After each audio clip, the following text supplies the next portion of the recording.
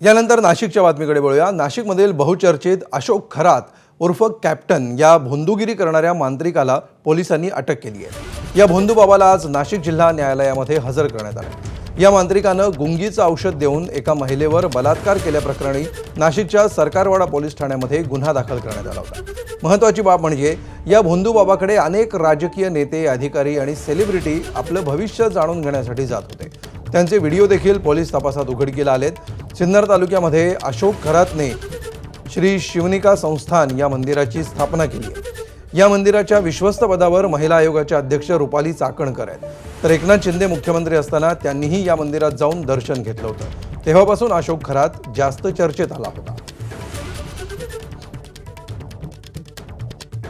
Police station Sarkarwada येथे CR number 74/2026 असा गुन्हा दाखल झालेला आहे। फिर्यादीच्या तक्रारीवरून भारतीय न्यायसंहिता कलम 64, 74, 351 आणि जादूटोणा प्रतिबंध कायदा कलम 3, कलम 1, 2 प्रमाणे हा गुन्हा दाखल करण्यात आलेला आहे। तपास चालू आहे। क्राईम ब्रांच युनिट 1 आणि गुंडा पथक तपास करीत आहे।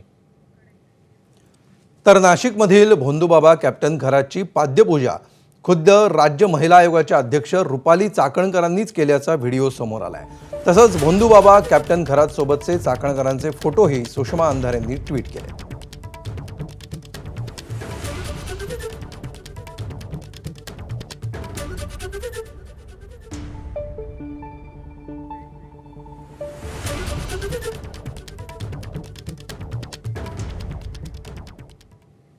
दरम्यान या फोटोंवर रुपाली चाकणकरांनी ट्विट करत स्पष्टीकरण दिलंय। स्पष्टीकरण काय दिले बघा। शिवनिका संस्थान ट्रस्ट हे महादेव देवस्थानचं आहे। काही वेळा तिथे सामाजिक कार्यक्रम साजरे होतात, त्यामुळे सामाजिक कामांच्या निमित्ताने आम्ही अनेक जण ट्रस्टच्या कामाशी जोडले गेले होतो, ज्यात समाजातील अनेक प्रतिष्ठित व्यक्ती आहेत। कॅप्टन खरातांचं वैयक्तिक आयुष्य किंवा त्यांच्यावर झालेल्या आरोपांबाबत मला कल्पना नाही।